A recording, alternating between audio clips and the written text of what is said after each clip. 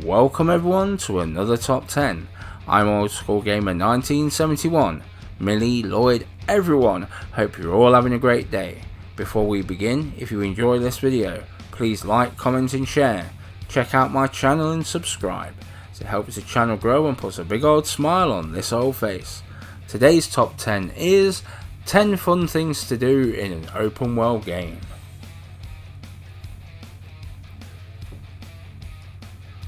So here we are. I love open world games, probably my favourite genre. Within the opening couple of hours I think we know how good it's going to be. You know that bit where you try stuff out, where we see what you can and can't do, how the police will respond to a little misdemeanor like murder, what I can wear, eat, and can I go to the pub, play pool, get drunk and fall out of the pub at closing time. We need to know how open world it really is. So I decided to make a list of those tests that I have devised on what does in fact make a true open world game. After all, we sink hours into these games, so I do expect a return on this. There is no particular order to the games, so let's see what's going down in Crazy Town.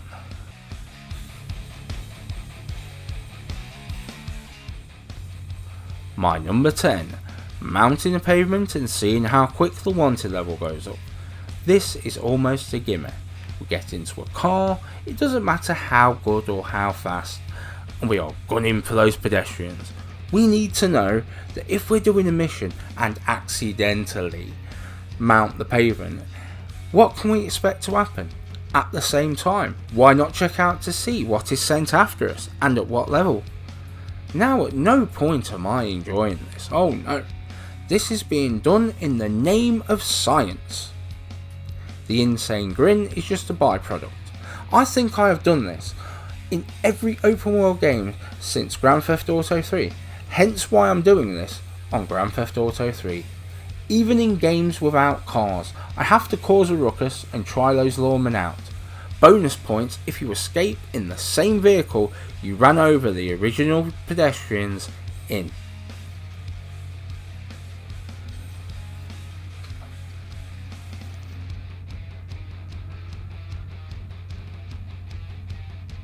Seeing what happens when you antagonise NPCs.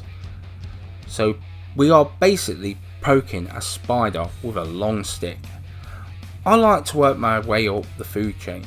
So we start with a lowly streetwalker. We walk over and we punch him in the face. Now he might attack us, I hope so. Then we beat him down to half health. Does he try and run away? If not, down to a quarter health. Is he running away now? If they don't attack, I feel gutted. Then we move on to shopkeepers. Pimps in some games, prostitutes again in some games, quest givers, even people in our own gang or team. No one is safe. I have to admit any bad day is overcome by doing this. For some games it's a way of knowing if someone's important or not, by if they don't respawn or won't die. Here we see me trying this method on Mafia 3.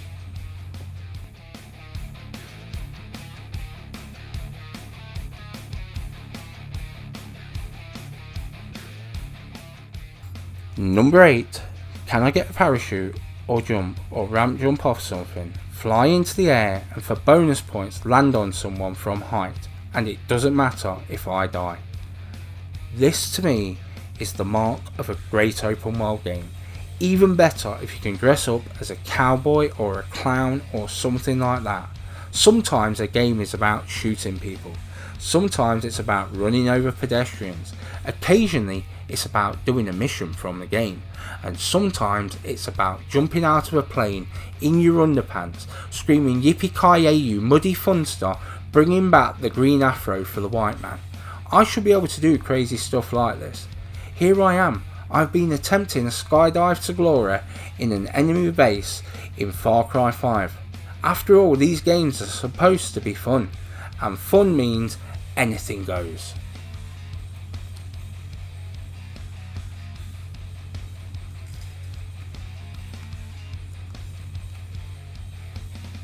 My number 7. Does the shotgun blow heads off? Ever since Resident Evil, I, like many gamers, have had an affinity with the shotgun. We all remember the first time they popped, and then the letdown when Tomb Raider didn't. So the literal second I get a shotgun in anything, the first thing I do is shoot something in the face. Cause it's one thing to pop a zombie's head off, it's something else to pop a pedestrian's head off.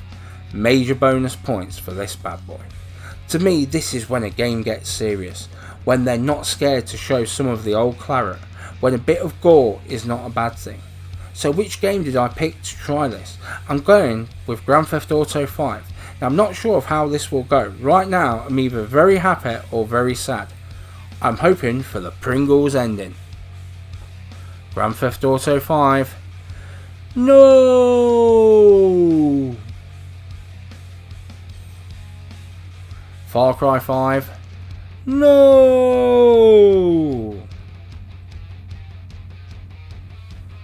Fallout 4. Yay!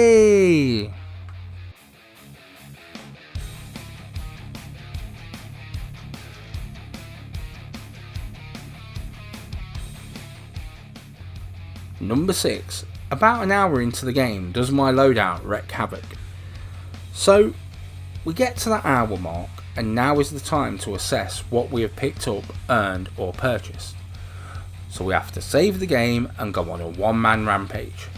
So let's go down the checklist. Shotgun, pistol, machine gun and explosives. Bonuses for light machine gun, machine pistol, grenade launcher or rocket launcher. If we are short an hour in, either we are not trying or the game is just not giving. If we have all that, let the rampage begin. After all, you have earned it. Nowadays most developers have learned this. Normally an hour in and we're so overpowered, and so I thought let's go back to Just Cause 3 and see what's what. To be honest, you always end up overpowered an hour in this game especially. But you can also get a good rampage on the go, so it's win-win.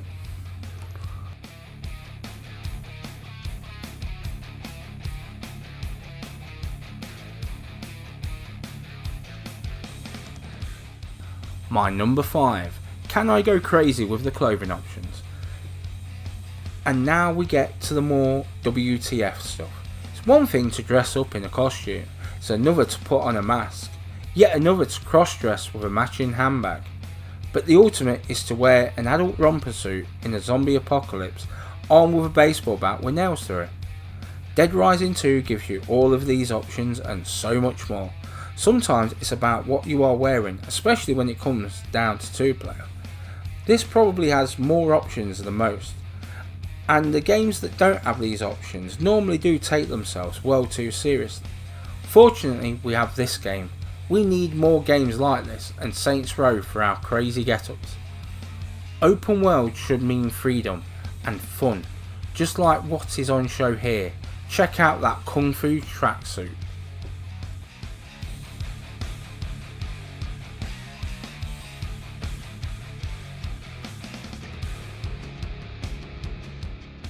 Number 4. What vehicles are on offer?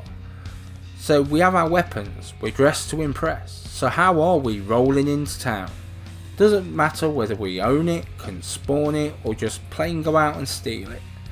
Sometimes we have to work our way to that 5-star vehicle. However, early on we can sometimes pick up a gem, other times it's about tuning and improving your vehicle. That's your one and only throughout the whole experience. As games have gotten bigger, so we have needed vehicles to traverse that world. Recently we got a game where you require that vehicle, Days Gone. Without it, the game is nigh on impossible.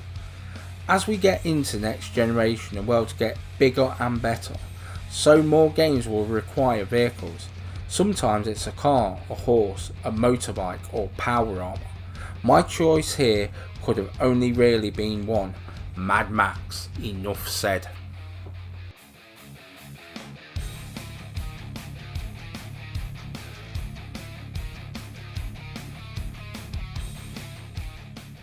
Number 3. Does the game have crazy side missions? If so, how crazy? At one time a day, Grand Theft Auto would have had this tied up, but as Saints Row went from serious to crazy to ludicrous, Grand Theft Auto went in the opposite direction.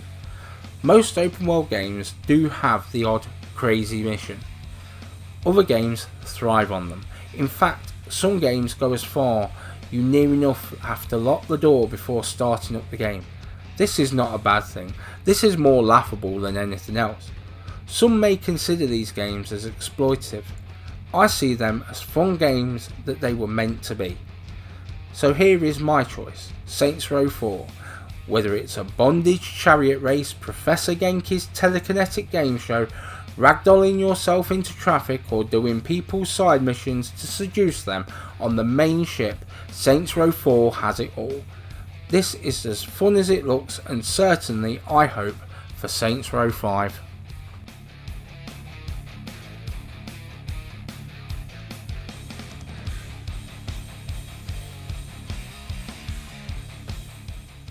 Number 2, is there other stuff in the world to do? This is where Ubisoft games normally come into their own. Their worlds are so big and filled with collectibles, side missions and hunting, to name but a few. It is rather good that this is the norm for nowadays.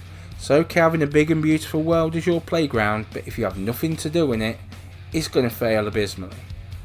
It really started right back from Grand Theft Auto 3 with 100 packages to collect. Now we have several sets of stuff to collect, hidden areas, hunting and fishing. Take for example the game I'm playing right now. Here we have Assassin's Creed Odyssey.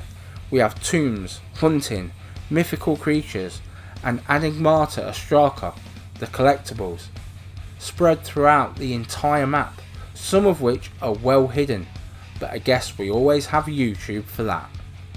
My favourite new collectible is the ears off the Freakers for Days Gone.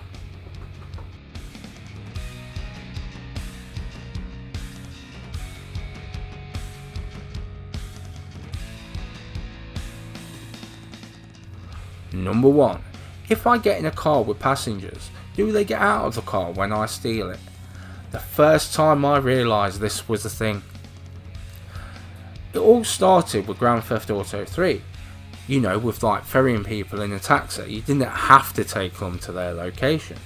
But sometimes in some games you don't even need a taxi. Sometimes it's just stealing a car and pulling off before they get out. Then it's racing to Mount Chiliad or some big open space, or hitting a ramp before they get out. The best bit is, I didn't notice this for a couple of weeks. It was only when a friend told me about it. Then the sky was the limit. It was almost disappointing when you stole a car and there were no passengers. In fact, it would not be the first time that I got out of a car at lights, causing the tailback, checking each car for passengers. Some days an open world is about the epic story. Sometimes it's about helping the little man, and sometimes it's about driving someone off a cliff. Then we get those tow trucks, and then it's more fun again, pulling up to lights and attaching the tow truck, then pulling away with the passengers still in the vehicle. I get how this makes me look, but to my defence, I really enjoy doing this, and I've got nothing else. Here I will be using Grand Theft Auto San Andreas. Unfortunately, I've not unlocked Mount Chiliad area yet, so unfortunately I'm just going to drive them to some space and shoot them in the face.